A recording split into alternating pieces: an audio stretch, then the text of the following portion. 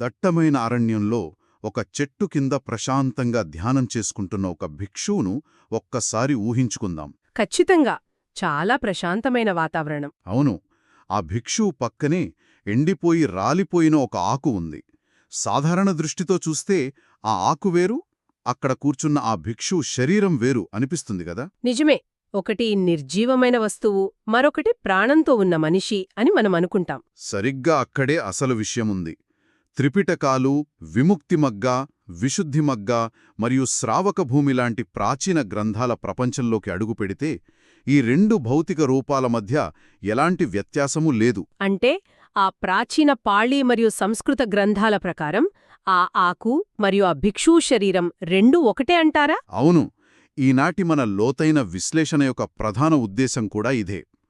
భౌతిక ప్రపంచాన్ని, మన కళ్లకు కనిపించే ఈ శరీరాన్ని ఒక సరికొత్త కోణంలో అర్థం చేసుకోవడం.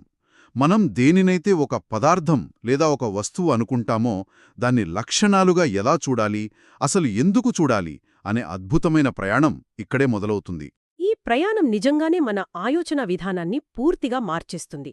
ఎందుకంటే సాధారణంగా మనం ప్రపంచాన్ని నామరూపాలతో, అంటే పేర్లు, ఆకారాలతో గుర్తిస్తాం కదా. అవును, చిన్నప్పటినుండి మనకలవాటైన పద్ధతి అదే. కాని పాలి సాహిత్యం మరియు ధ్యాన సాధనలో ముఖ్యంగా 4 మహాభూతాలు అనబడే భూమి, నీరు, అగ్ని, వాయువు అనే భావనలను కేవలం బయట కనిపించే మట్టి లేదా మంటలాగా తీసుకోరు. ఇవి భౌతిక ప్రపంచం యొక్క అంతర్గత స్వభావాన్ని తెలిపే ప్రాథమిక లక్షణాలు. కేవలం లక్షణాలు మాత్రమే అంటారు.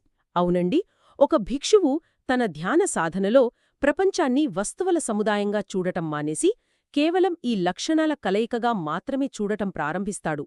అప్పుడే వాస్తవం అనేది కళ్లముందు ఆవిష్కృతమవుతుంది. ఇక్కడొక ఆసక్తికరమైన ఉదాహరణను పరిశీలిద్దాం. మనం ఒక బండరాయిని తీసుకుందాం. కళ్ళు తెరిచి ఆ రాయిని చూడగానే మన మెదడు వెంటనే దానికి రాయి అని ఒక పేరు పెడుతుంది. అవును, దానికొక ఆకారముందని, అది ఒక బరువుతో ఉంటుందని మన మనసు ఒక కథను సృష్టిస్తుంది. సరిగ్గా చెప్పారు. కాని కళ్ళు మూసుకుని కేవలం మన చేతితో ఆ రాయిని తాకినప్పుడు ఆ స్పర్శను మాత్రమే గమనిస్తే అక్కడ రాయనే వస్తువు ఏదీ ఉండదు కదా. ఖచ్చితంగా ఉండదు. కేవలం మన చేతికి తగిలే ఒక గట్టిదనం లేదా కాఠిన్యం మాత్రమే ఉంటుంది. అంటే ఆ గట్టిదనం మాత్రమే ప్రత్యక్ష వాస్తవం, మిగతా రాయనేదంతా మనసు సృష్టించిన ఒక భావన మాత్రమే. ప్రాచీన గ్రంథాలు పదార్థాల నుండి లక్షణాల వైపు దృష్టిని మళ్లించడమంటే ఇదే కదా. అక్షరాలా అదే. విముక్తిమగ్గ మరియు ఇతర పాళీ గ్రంథాలు ఈ విషయాన్నే చాలా స్పష్టంగా వివరిస్తాయి. మూలకాలను ఎప్పుడూ వాటి వస్తురూపంలో కాకుండా వాటి లక్షణాల ద్వారా మాత్రమే గుర్తించాలి అంటారు. ఇక్కడ లక్షణమనగా ఆ భౌతిక పదార్థం యొక్క అంతర్గత సహజమైన గుణం. అంటే రాయనేది ఒక భావన లేదా నామకరణం మాత్రమే, కాని గట్టిదనమనేది ప్రత్యక్ష అనుభవం. అవునండి, ఒక భిక్షువు తన సాధనలో వస్తువును కాకుండా ఆ వస్తువు వెనుక ఉన్న లక్షణాన్ని పట్టుకుంటాడు. ఈ ప్రత్యక్ష అనుభవాన్ని నిరంతరం గమనించడం ద్వారానే శరీరానికి, భౌతిక ప్రపంచానికి ఉన్న అసలైన బంధాన్ని విడదీయడం సాధ్యమవుతుంది. ఈ అవగాహన నిజంగానే చాలా లోతైనది. మనం మన చుట్టూ ఉన్న ప్రపంచాన్ని పేర్లతో కాకుండా అనుభూతులతో లేదా లక్షణాలతో కొలవడం అన్నమాట. అయితే ఈ 4 ప్రధాన లక్షణాలు లేదా మహాభూతాలు ఏమిటో మరింత లోతుగా విశ్లేషిద్దాం. తప్పకుండా. గ్రంథాలు వీటిని ఎలా వర్గీకరించాయో తెలుసుకోవడం ఆసక్తికరం. ముందుగా పఠవి లేదా భూమి మూలకం. పాలీ గ్రంథాల ప్రకారం భూమి అంటే నేల కాదు, దాని లక్షణం గట్టిదనం అని చదివాను. దీన్ని శరీరపరంగా ఎలా అన్వయించుకోవాలి? పఠవి అనగా పూర్తిగా గట్టిదనం లేదా కాఠిన్యం. పాలీ భాషలో దీనిని కక్కల లేదా తద్దల లక్షణం అని అంటారు. శరీరంలోగాని, బయటి ప్రపంచంలోగాని ఎక్కడైతే ఒక స్థిరత్వం, కాఠిన్యం లేదా ఒక ఆకారాన్ని నిలబెట్టే గుణం ఉంటుందో అదంతా ఈ పఠవే మూలకమే. అంటే ఎముకల లాంటివి అన్నమాట. అవును, మన శరీరంలోని ఎముకలు, దంతాలు, గోళ్ళు, కండరాలు ఇవన్నీ ఈ పఠవే లక్షణానికి ప్రత్యక్ష ఉదాహరణలు. ఇవే శరీరానికి ఒక నిర్దిష్టమైన ఆకృతిని, ఆధారమును ఇస్తాయి. పఠవీ లేకపోతే శరీరానికి ఒక ఆకారమనేదే ఉండదు. ఇక్కడే ఒక సహజమైన సందేహం వస్తోంది. శరీరమంతా ఎముకలు, కండరాలు లాంటి గట్టి పదార్థాలతో అంటే పఠవీ మూలకంతో ఏర్పడితే ఆ భాగాలన్నీ ఎండిపోయిన ఇసుకరేణువుల్లాగా లేదా ఎండిన ఆకుల్లాగా రాలిపోయి ఎందుకు విడిపోవడం లేదు? చాలా అద్భుతమైన ప్రశ్న అడిగారు. ఆ గట్టి భాగాలన్నింటినీ ఒక ఆకారంలో నిలబెట్టి ఉంచుతున్న శక్తి ఏమిటి? ఇక్కడే రెండో మూలకమైన ఆపో లేదా నీరు వస్తుందనుకుంటా. ఇక్కడే ప్రాచీన గ్రంథాల సూక్ష్మ పరిశీలన ఎంత గొప్పదో మనకర్థమవుతుంది. మీరడిగినట్లు ఆ గట్టి భాగాలన్నీ చెల్లాచెదురు కాకుండా ఒకదానితో ఒకటి కలిపి ఉంచే లక్షణమే ఆపో మూలకం. ఆపో అనగానే మనకు వెంటనే ప్రవహించే నీరు గుర్తుకొస్తుంది కదా? సాధారణంగా అలాగే అనుకుంటారు. కాని గ్రంథాలు దీనిని ద్రవ లేదా ఆబంధన లక్షణం అని వివరిస్తాయి. ఆబంధన అంటే అతుక్కునే లక్షణం, సమైక్యం చేసే గుణం లేదా ఒక జిగురు లాంటి స్వభావం. అంటే ఆపో కేవలం ద్రవత్వం మాత్రమే కాదు, ఒక బంధన శక్తి కూడా అన్నమాట. ఒక ఎండు మట్టికి నీళ్లు కలిపినప్పుడు అది ఎలాగైతే ఒక ముద్దగా మారుతుందో, ఖచ్చితంగా. అలాగే ఈ ఆపో మూలకం శరీర భాగాలను కలిపి ఉంచుతుందన్నమాట. అవునండి. రక్తము, లాలాజలము, కన్నీరు లాంటి ద్రవ పదార్థాలు శరీరంలో ప్రవహిస్తూ ఉంటాయి. కాని వాటి అసలు పని శరీర కణాలను, అవయవాలను ఒకదానితో ఒకటి అత్తుకునేలా చేయడం.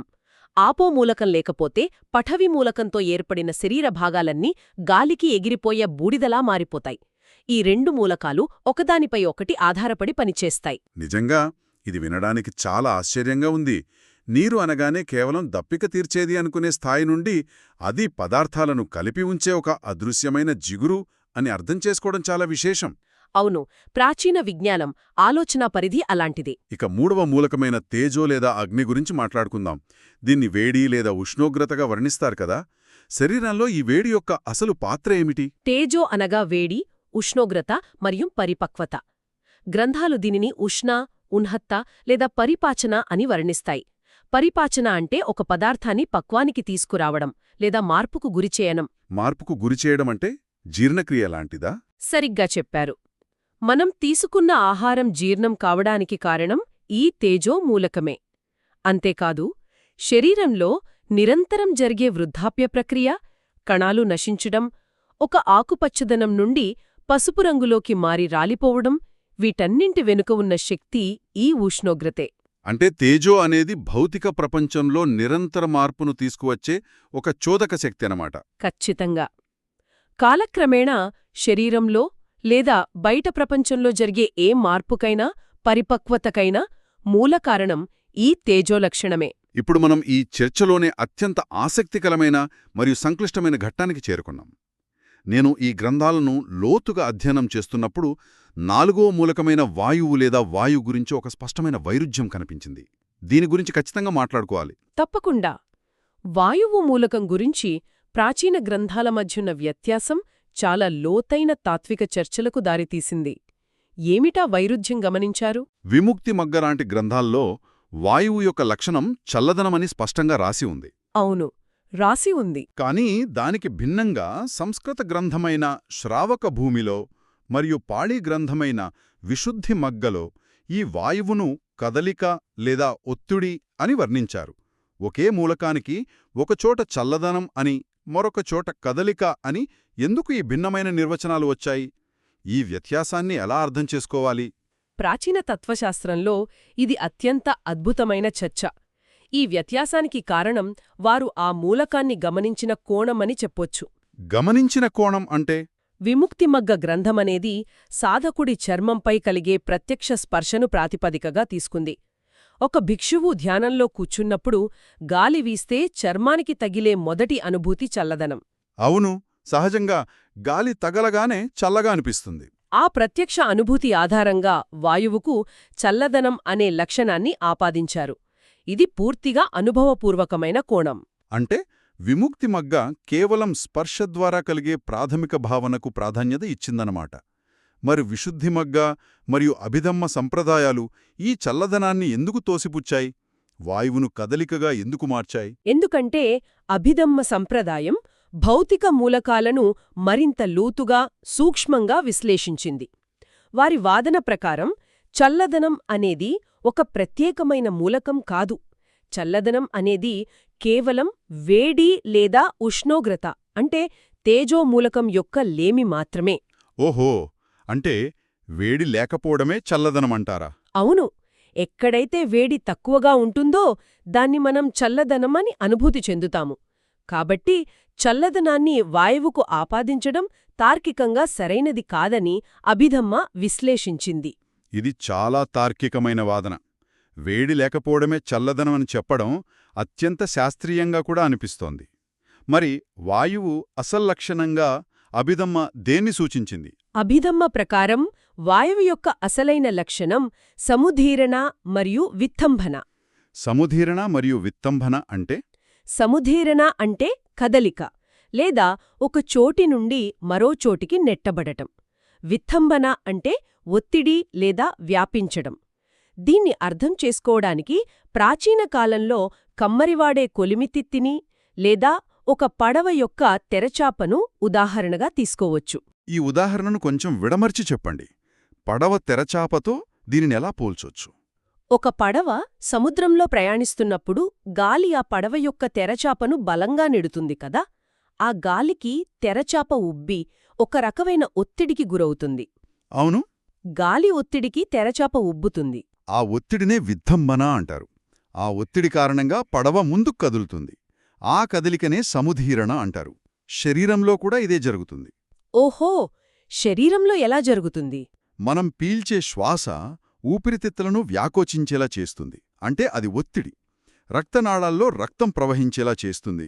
శరీర అవయవాలను కదిలిస్తుంది. ఈ ఒత్తిడి మరియు కదలిక ఇవే వాయోమూలకం యొక్క ప్రాథమిక లక్షణాలు. ఇప్పుడు ఆ 4 మూలకాల చిత్రాన్ని ఒకసారి పూర్తిగా చూద్దాం. పఠరి అంటే ఎముకల్లాంటి గట్టిదనం. ఆపో అంటే రక్తంలో ఉన్న బంధన శక్తి లేదా ద్రవత్వం. తేజో అంటే జీర్ణక్రియను నడిపే ఉష్ణోగ్రత. మరియు వాయో అంటే శ్వాసలో ఉండే ఒత్తిడి లేదా కదలిక. ఇది అద్భుతమైన ప్రాచీన విజ్ఞానశాస్త్రంలాగా ఉంది. కాని ఇక్కడ నేనొక ముఖ్యమైన ప్రశ్నను ముందుకు తేవాలి. అణగండి. ఒక భిక్షువు తన జీవితాన్ని అంకితం చేసి ఈ 4 లక్షణాలను ఇంత సూక్ష్మంగా అధ్యయనం చేయడం వల్ల సాధించేదేమిటి? ఇది కేవలం ఒక సైన్స్ పాఠంలా కాకుండా మానసిక విముక్తికి ఎలా దారితీస్తుంది? అవును, ఈ ప్రశ్న రావడం చాలా సహజం. శరీరంలోని గట్టిదనాన్ని లేదా ద్రవత్వాన్ని గుర్తించినంత మాత్రాన మనసుకున్న బాధలు ఎలా దూరమవుతాయి? ఈ భౌతిక విశ్లేషణ వెనుకున్న అసలు మానసిక లక్ష్యమేమిటి? ఇక్కడే ఈ ప్రాచీన గ్రంథాల అసలైన లోతు దాగి ఉంది. ఈ విశ్లేషణ అంతా కేవలం శరీరం ఎలా పనిచేస్తుందో తెలుసుకోవడానికి ఏమాత్రం కాదు. మనిషికున్న అత్యంత బలమైన భ్రాంతి అయిన నేను, నాది అనే అహంకారాన్ని విచ్ఛిన్నం చేయడానికి. నేను అనే అహంకారాన్ని విచ్ఛిన్నం చేయడానికి. అవును. ఒక భిక్షువు ఏకాంతంలో కూర్చుని త్రిపిడికాలలో చెప్పబడిన 32 శరీర భాగాల ధ్యాన సాధన చేస్తున్నప్పుడు ఈ 4 మూలకాలను ప్రత్యక్షంగా గమనిస్తాడు. అంటే తన శరీరాన్ని ఒక వస్తువుగా కాకుండా కేవలం లక్షణాలుగా విడదీసి చూస్తాడన్నమాట. ఖచ్చితంగా. ఆ సాధనలో ఉన్నప్పుడు ఇది నా జుట్టు, ఇది నా చర్మం, ఇది నా రక్తం అని అనుకోడు. జుట్టు అనేది కేవలం గట్టిదనం లేదా పటవీ లక్షణం మాత్రమే అని గ్రహిస్తాడు. శ్వాస అనేది వాయో లక్షణమంటాడు. అవును. పీల్చే శ్వాస అనేది కేవలం ఒక కదలిక లేదా వాయో లక్షణం అని చూస్తాడు. శరీరంలో ఉన్న వెచ్చదనం కేవలం వేడి లేదా తేజో లక్షణమని, ప్రవహించే రక్తం కేవలం ద్రవత్వం లేదా ఆపో లక్షణమని ప్రత్యక్షంగా అనుభూతి చెందుతాడు. అంటే ఈ 4 లక్షణాలు నిరంతరం మారుతూ కలుస్తూ ఒక ప్రవాహంలా సాగుతున్నాయని తెలుసుకుంటాడు. సరిగ్గా అదే. ఎప్పుడైతే ఈ అవగాహన వస్తుందో అప్పుడు మనం ఏ శరీరాన్నైతే చూసి నేను అని అత్యంత గాఢంగా నమ్ముతామో ఆ నేను అనేది వాస్తవానికి ఒక భ్రమ మాత్రమే అని ఆ భిక్షువు ప్రత్యక్షంగా గ్రహిస్తాడు. ఉన్నదల్లా ఈ 4 ప్రకృతి లక్షణాల కలయిక మాత్రమే గదా? ఖచ్చితంగా. ఎప్పుడైతే ఈ శరీరం నాది కాదు, ఇది కేవలం ప్రకృతికి చెందిన మూలకాల సముదాయం మాత్రమే అనే స్పష్టమైన అవగాహన కలుగుతుందో అప్పుడొక అద్భుతం జరుగుతుంది. ఆ శరీరానికొచ్చే మార్పుల పట్ల, రోగాల పట్ల, వృద్ధాప్యం పట్ల ఉన్న భయం నశిస్తుంది. రూపం పట్ల ఉన్న వ్యామోహం సమసిపోతుంది. అంటే భయం, వ్యామోహం అన్నీ ఆ నేను అనేదానికి ముడిపడి ఉన్నాయన్నమాట. అవును. నాది అనుకోవడానికి అక్కడొక వ్యక్తి లేదా ఒక అస్తిత్వం లేదు. ఉన్నదల్లా భౌతిక లక్షణాలు మాత్రమే అని తెలిసినప్పుడు అహంకారం విచ్ఛిన్నమవుతుంది. ఆ అహంకారం విచ్ఛిన్నమవ్వడమే అసలైన విముక్తికి మార్గం అని పాళి గ్రంథాలు ఘోషిస్తున్నాయి. ఈ పాయింట్ చాలా లోతైంది. భౌతికతను నిరాకరించడం కాదు, దాన్ని ఉన్నది ఉన్నట్లుగా దాని స్వచ్ఛమైన లక్షణాల రూపంలో చూడటమన్నమాట. పదార్థం నుండి లక్షణాల వైపు దృష్టిని మళ్లించడం ద్వారా మనం దేనితో తయారయ్యామో అనేదాన్ని ఈ ప్రాచీన గ్రంథాలు ఎంత శాస్త్రీయంగా విచ్ఛిన్నం చేశాయో ఇప్పుడు అర్థమవుతోంది. అవును, ఇలా చూడటం అలవాటు చేసుకున్నప్పుడు అస్తిత్వం పట్ల మనకున్న భయాలు కూడా అర్ధరహితంగా మారుతాయి.